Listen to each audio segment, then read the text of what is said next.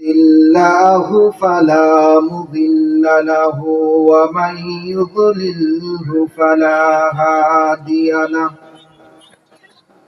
ونشهد أن لا إله إلا الله وحده لا شريك له ونشهد أن سيدنا وسندنا وحبيبنا ومولانا محمدا عبد الله ورسوله أرسله بالحق بشيرا ونذيرا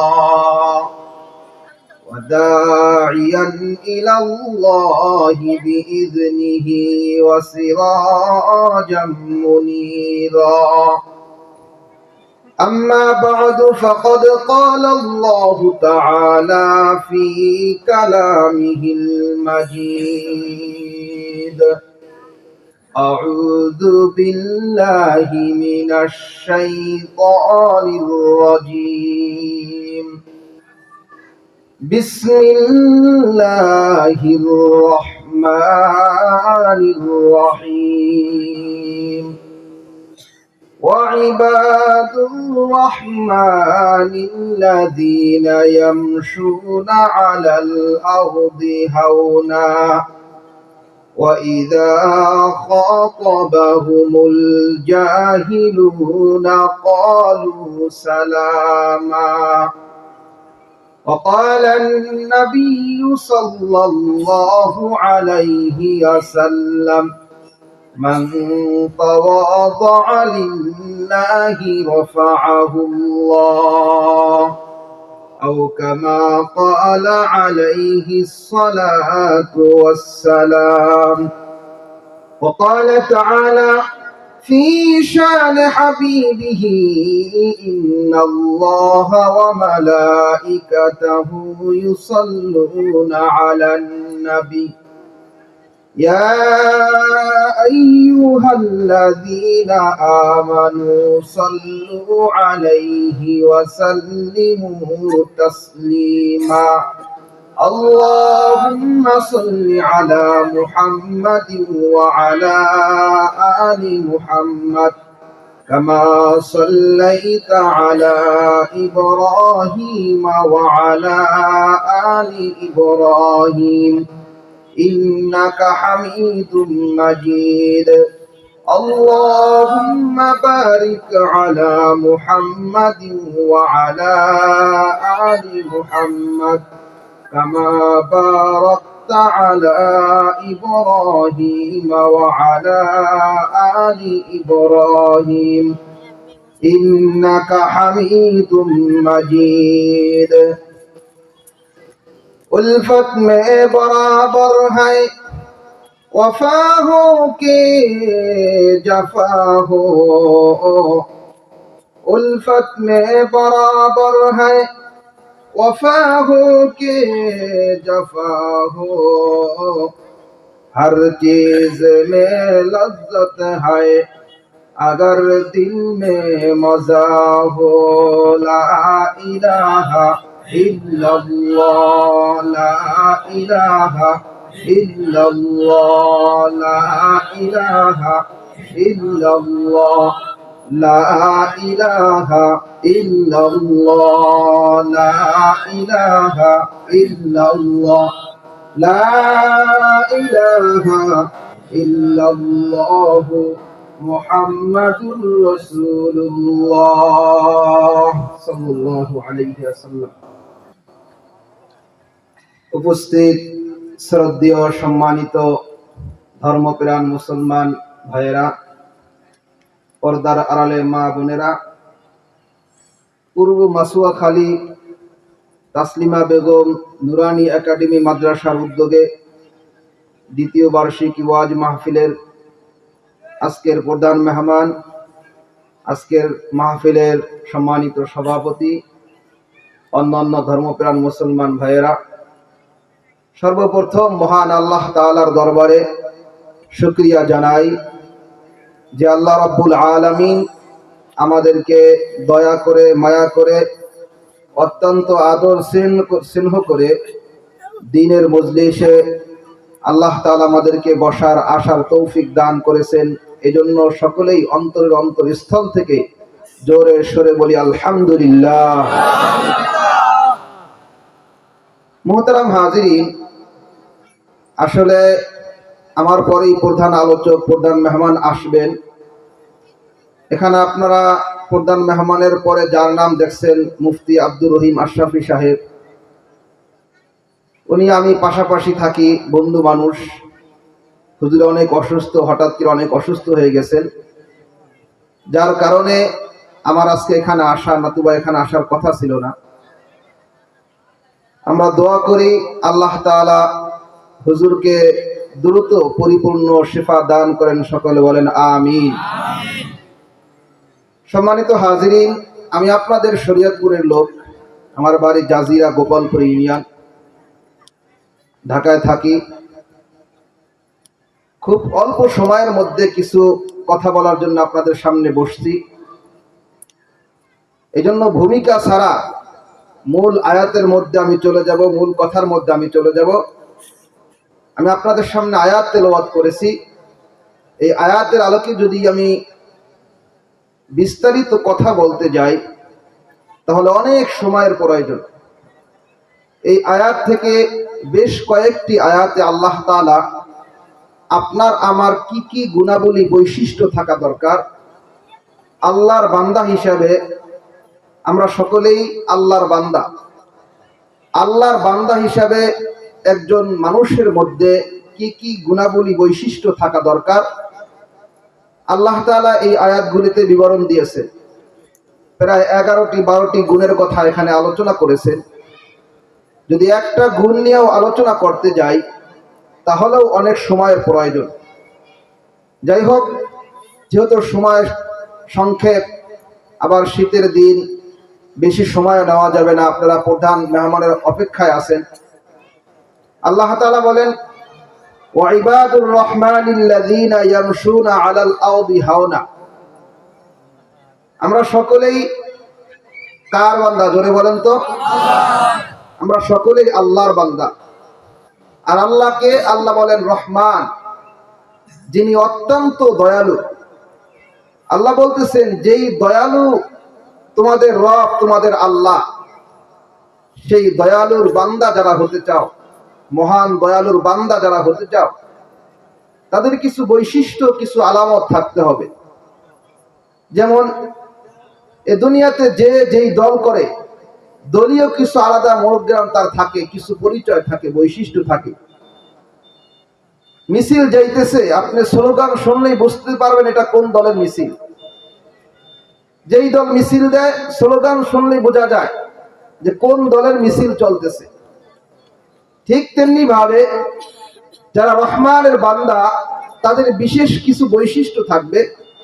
এই বৈশিষ্ট্যগুলি থাকলেই, বৈশিষ্ট্যগুলি তার মধ্যে আসলেই সে প্রকৃত অর্থে রহমানের বান্দা, রহমানের গোলাম হতে পারবে। যদি এই বৈশিষ্ট্যগুলি না আসে তাহলে সে নিজেকে রহমানের বান্দা বলে পরিচয় দিলেও প্রকৃত অর্থে মহান আল্লাহ তাআলার দরবারে সে রহমানের বান্দা বলে পরিগণিত হতে পারবে না। এজন্য রহমানের বান্দা, মহান আল্লাহর বান্দা আমরা হতে চাই। কারা কারা? আল্লাহু আকবার।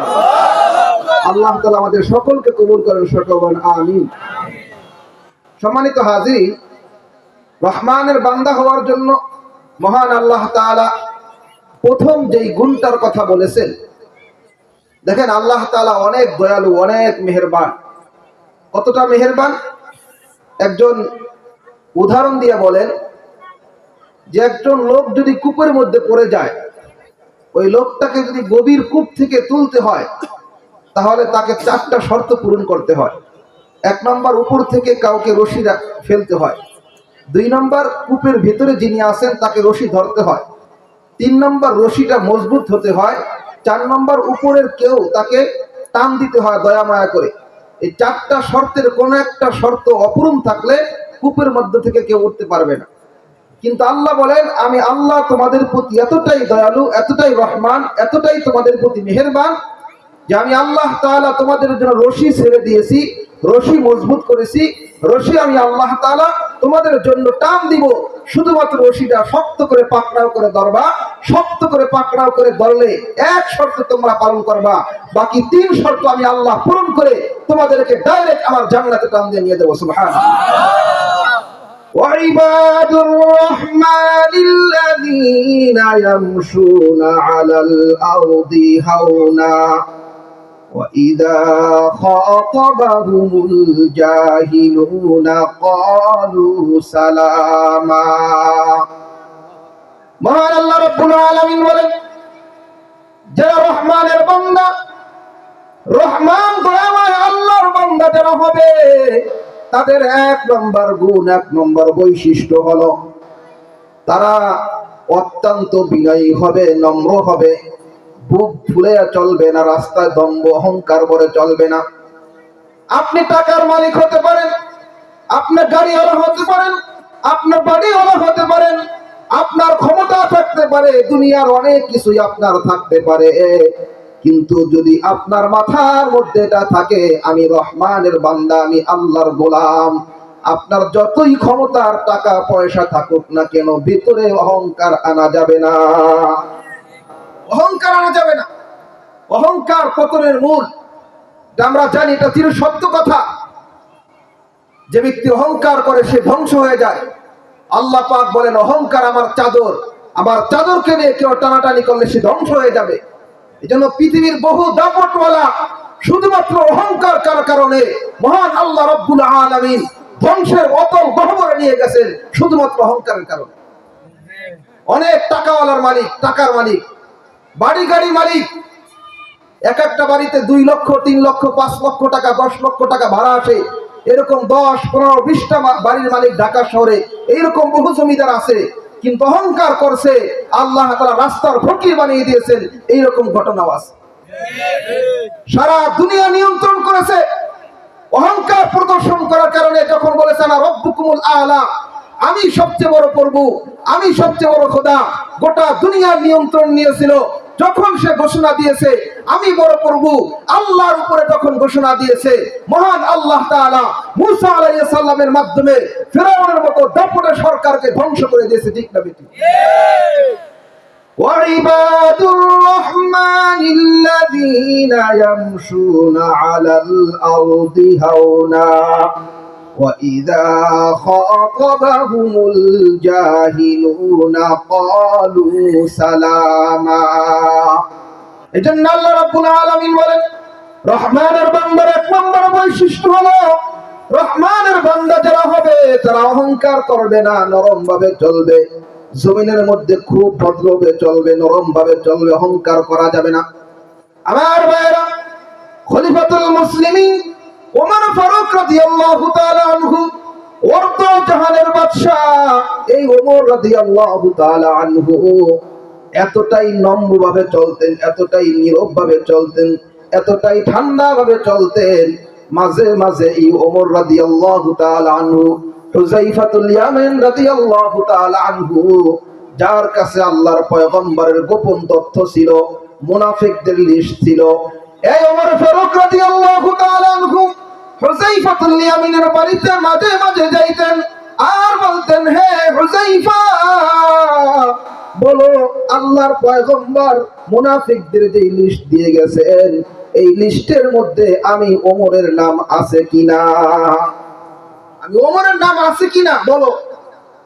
এত বড় সাহাবী, যার সম্পর্কে আল্লাহর রাসূল বলেছেন যে আমার পরে কেউ যদি নবী হতো তাহলে ওমর হতো, সেই জান্নাতের সার্টিফিকেট প্রাপ্ত সেই ওমর রাদিয়াল্লাহু তাআলা আনহু কতটা নরম হলে তিনি বলতে পারেন যে, হ্যাঁ হুযায়ফা, বলো আল্লাহর রাসূল যে মুনাফিকদের লিস্ট দিয়েছে সেখানে আমার নাম আছে কিনা। সিদ্দিক আকবর আবু বকর রাদিয়াল্লাহু তাআলা আনহু, অর্ধ জাহানের বাদশা, আল্লাহর পয়গম্বরের পরে যার মর্যাদা সবচেয়ে বেশি, আল্লাহর পয়গম্বর বিশ্বনবী সাল্লাল্লাহু আলাইহি ওয়াসাল্লাম বলেছেন, দুনিয়াতে নবীদের পরে সবচেয়ে মর্যাদা হযরত আবু বকর সিদ্দিক রাদিয়াল্লাহু তাআলা আনহু। এই আবু বকর সিদ্দিক রাদিয়াল্লাহু তাআলা আনহু এতটাই দামি, এতটাই দামি, আল্লাহর পয়গম্বর স্বয়ং বলেন, কিয়ামতের ময়দানে কোটি কোটি উম্মতের মধ্যে মহান আল্লাহ রাব্বুল আলামিনের পক্ষ থেকে যতগুলি জান্নাত আল্লাহ পাক রব্বুল আলামিন সাজিয়েছেন, সর্বপ্রথম নবীদের পরে আবু বকরকে ডাকবেন, আবু বকর আমার দরজা দিয়ে আগে আসো। আবু বকরকে আগে ডাকবেন, সমস্ত দরজা দিয়ে, জান্নাতের দরজাগুলি দিয়ে ডাকতে থাকবেন, আবু বকর আমার দরজা দিয়ে ঢোকো, তুমি ঢুকলে আমি ধন্য হব। এত দামি মানুষ আবু বকর রাদিয়াল্লাহু তাআলা আনহু, কতটা বিনয়ী ছিলেন, কতটা নম্র ছিলেন। সিদ্দিক আকবর আবু বকর রাদিয়াল্লাহু তাআলা আনহু যখন খেলাফতের মসনদে বসা, বাইতুল্লাহর শরীফে মসজিদে নববীতে লিস্ট থাকতো বিধবা অসহায় মানুষের কাজ করার জন্য। কারা কে কাজ করবে ওই লিস্ট দেখে যারা অসহায় তাদের বাড়িতে কাজ করার জন্য যেত। হযরত ওমর রাদিয়াল্লাহু তাআলা আনহু দেখলেন একজন বৃদ্ধা মহিলা, সে অসহায়, বড় দুর্বল, তার বাড়িতে তিনি কাজ করার নিয়ত করলেন। রাতের আধারে হযরত ওমর রাদিয়াল্লাহু তাআলা আনহু ফজরের আগে ওই মহিলার বাড়িতে গেলেন কাজ করার জন্য। মহিলার ঘরে আঘাত করলেন, দরজা খোলো।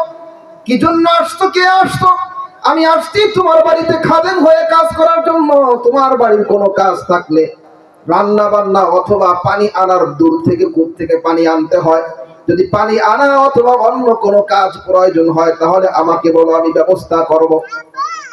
হযরত ওমর রাদিয়াল্লাহু তাআলা আনহুকে ভিতর থেকে মহিলা জবাব দেয়, হে আল্লাহর গোলাম, তুমি আসার আগে আমার বাসার কাজ আল্লাহর আরেকজন গোলাম করে দিয়ে গেছেন, আরেকজন গোলাম। হযরত ওমর রাদিয়াল্লাহু তাআলা আনহু জিদ হলো, কে এইরকম আল্লাহর বান্দা ফজরের আগে আমার আগে চলে আসলো, আগামীকালকে তাহাজ্জুদের সময় আসবো। পরের দিন ওমর রাদিয়াল্লাহু তাআলা আনহু তাহাজ্জুদের সময় আসলেন। তাহাজ্জুদের সময় ঘরে করাঘাত করলেন। করাঘাত করার পরে মহিলা কালকের মতো আবার জবাব দিচ্ছে, হে আল্লাহর গোলাম, তুমি আসার আগেই আমার কাজ আরেকজন আল্লাহর বান্দা করে দিয়ে গেছে। ওমর রাদিয়াল্লাহু তাআলা আশ্চর্য হয়ে গেলেন, ব্যাপারটা কি? কে এই লোকটা? তাকে ধরতে হবে, আগে তাকে চিহ্নিত করতে হবে। এমন আল্লাহর কোন বান্দা, যেই বান্দাটা রাতের আধারে তাহাজ্জুদ নামাজের পূর্বে এই মহিলার, বিধবা মহিলার কাজটা করে যায়। রাতের আধারে লুকাইয়া আছেন ওমর রাদিয়াল্লাহু তাআলা আনহু ওই লোকটাকে ধরার জন্য, চিহ্নিত করার জন্য, যেই লোকটা রাতের আধারে মহিলার বাড়িতে কাজ করে যায়। হযরত ওমর রাদিয়াল্লাহু তাআলা আনহু চুপচাপ দাঁড়িয়ে আছেন। দেখতে পাইলেন অন্ধকারের মধ্যে জুতা ছাড়া একেবারে নরম নরম পা দিয়ে একজন মানুষ মহিলার বাড়ির দিকে আগাইতেছেন। হযরত ওমর রাদিয়াল্লাহু তাআলা আনহু চিন্তা করলেন, একে পাকড়াও করতে হবে, ধরতে হবে। কে? তাকে ধরতে হবে। আওয়াজ দিলেন, কে তুমি? এত রাতের আধারে তুমি কাজ করার জন্য আসতেছো, কে তুমি? হযরত ওমর রাদিয়াল্লাহু তাআলা আনহু কাছে গিয়ে দেখলেন আর কেউ নয়, বর্তমান যিনি খেলাফতের মসনদে বসা, যিনি বাদশা, যিনি খলিফা, খলিফাতুল মুসলিমিন হযরত আবু বকর রাদিয়াল্লাহু তাআলা আনহু খলিফা হয়ে স্বয়ং রাতের আধারে মহিলার বাড়িতে কাজ করে দেন। রাতের আধারে মহিলার বাড়িতে কাজ করে দেন খলিফাতুল মুসলিমিন হয়ে। তাদের অবস্থা কি ছিল? আর আপনি আমি একজন গরিব, একজন অসহায়, যদি একটু বিপদে পড়ে কাজ করতে চাইলে গরিবের সাথে আমি সহযোগিতা করবো, আমার ইজ্জত নষ্ট হবে, আমার মান নষ্ট হবে। গরিবের সহযোগিতা করবো, আমাকে মানুষ খারাপ বলবে। একটা ভ্যান উঠতে পারতেছে না, রিক্সা উঠতে পারতেছে না, আপনি একটু ঠেলা দেন, কিন্তু প্রেস্টিজ বেড়ে যায়, না আমার ঠেলা দিলে আমার ইজ্জত নষ্ট হবে। না, রহমানের বান্দা যারা হবে তারা অত্যন্ত বিনয়ী হবে। আল্লাহর পয়গম্বর বিশ্বনবী সাল্লাল্লাহু আলাইহি ওয়াসাল্লাম বলেন, মান তাওয়াযা লিল্লাহি রাফা'াহুল্লাহ ওয়া মান তাকাব্বারা ওয়াদা'াহুল্লাহ।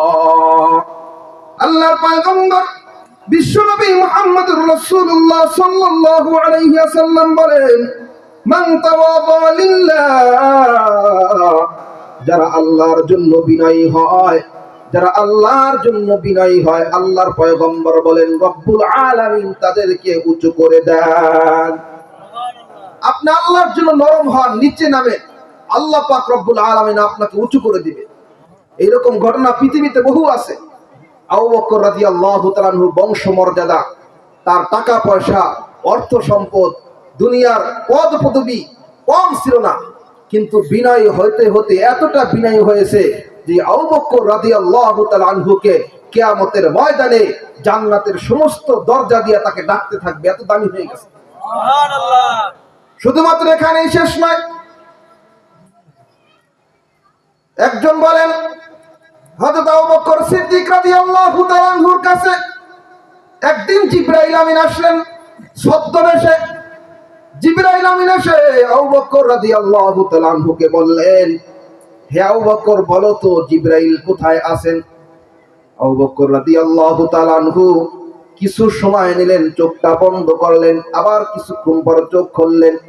চোখ খোলার পরে জিবরাইল আমিনকে রিপোর্ট করতেছেন সিদ্দিক আকবর আবু বকর রাদিয়াল্লাহু তাআলা আনহু, হে আল্লাহর বান্দা, আমি চক্ষু বন্ধ করে সাত আসমান, সাত জমিন, জান্নাত জাহান্নাম, আল্লাহর গোটা সৃষ্টি সব ঘুরে দেখেছি, তুমি আমার সামনে বসা, তুমি ছাড়া দ্বিতীয় কাউকে জিবরাইল হিসেবে আমি খুঁজে পাই নাই। সুবহানাল্লাহ।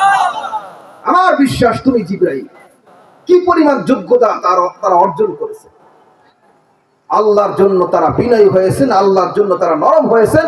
মহান আল্লাহ পাক রব্বুল আলামিন তাদের চোখের পাওয়ার দিয়েছেন, তাদের হাতের পাওয়ার দিয়েছেন, তাদের মুখের পাওয়ার আল্লাহ পাক রব্বুল আলামিন দিয়ে দিয়েছেন।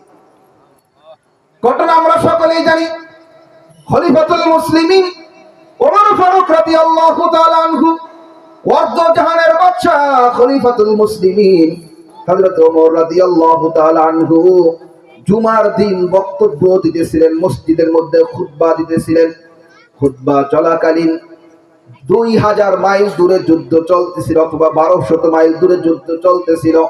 ওমর রাদিয়াল্লাহু তাআলা আনহু খুতবা চলাকালীন মধ্যে বললেন, ইয়া সারিয়াল জাবাল, হে সারিয়া, হে যুদ্ধ বাহিনী, পাহাড়ের দিকে তাকাও। আমার ভাইয়েরা, সমস্ত সাহাবায়ে কেরাম উপস্থিত যারা মুসল্লি ছিলেন আশ্চর্য হয়ে গেলেন। খলিফাতুল মুসলিমিন ওমর তো পাগল নয়, এইরকম অপ্রাসঙ্গিক কথা কেন বলবেন? আশ্চর্য হয়ে গেলেন।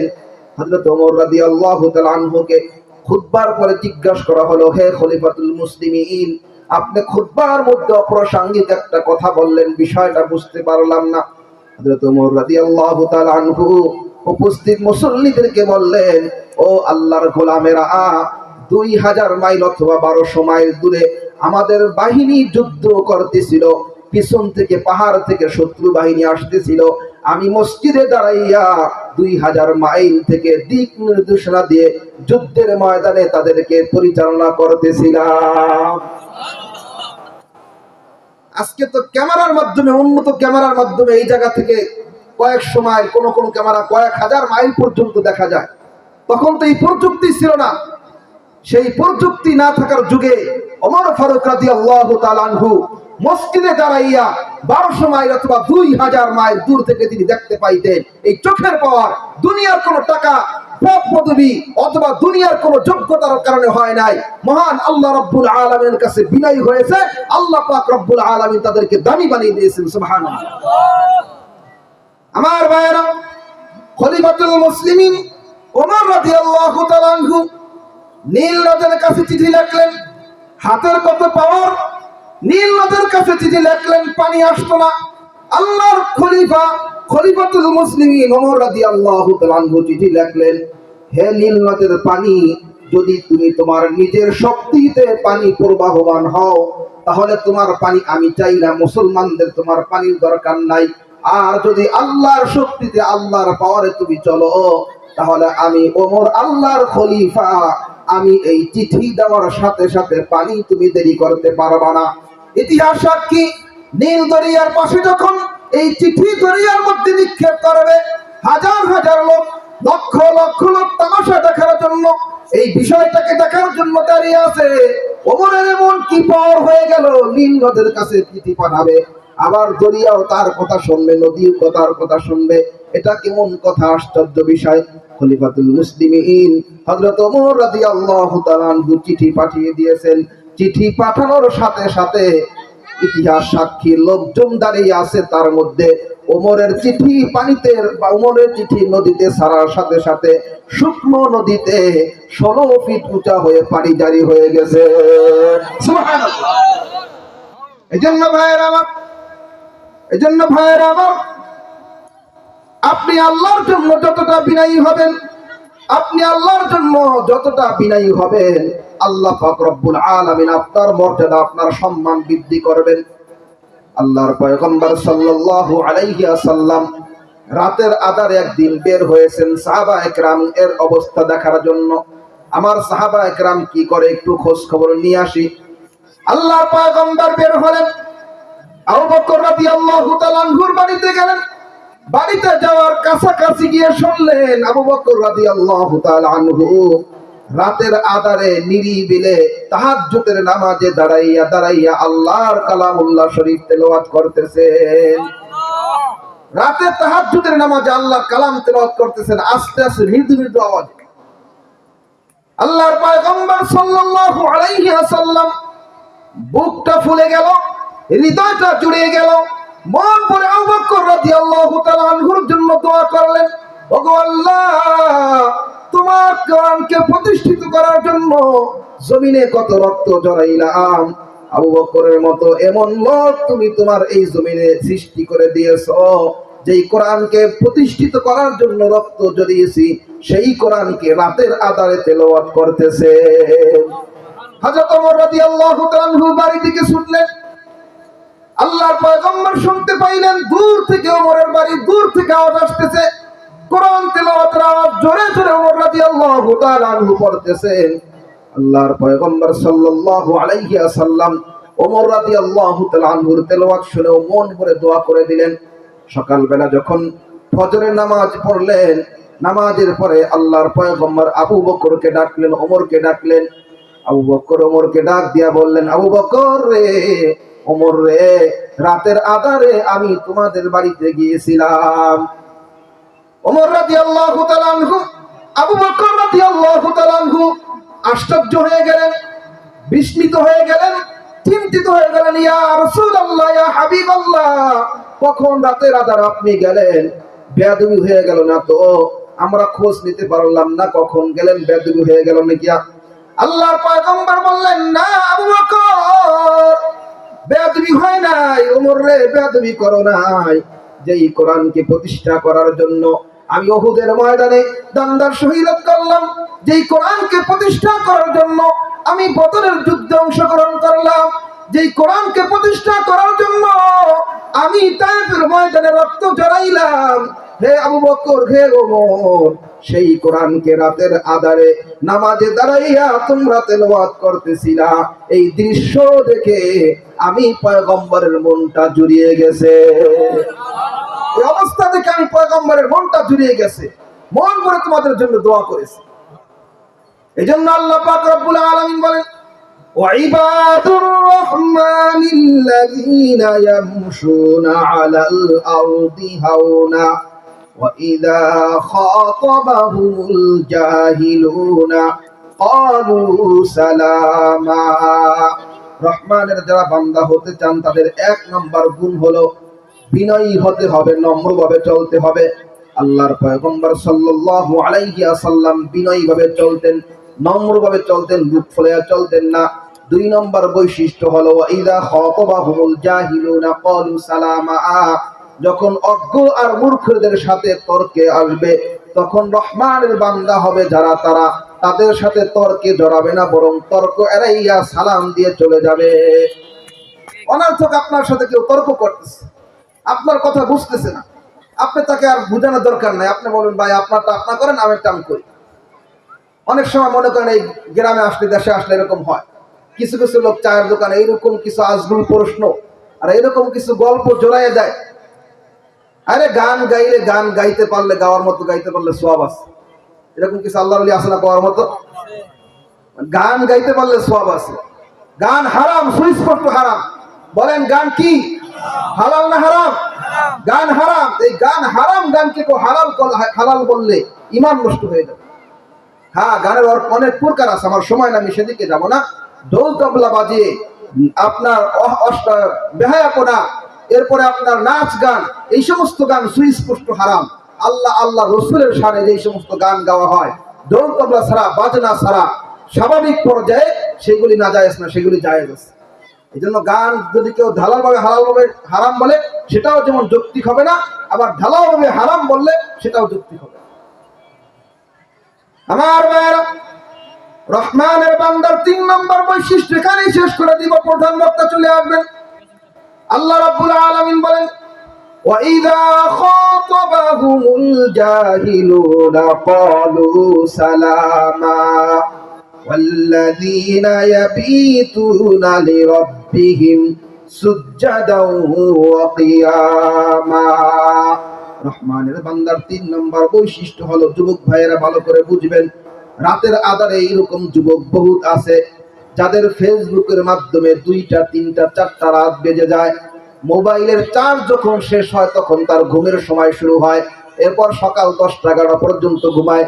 সব গ্রাম অঞ্চলে না থাকলে শহর অঞ্চলে অহরহ আছে যুবক যুবতী, এরকম বহুত আছে।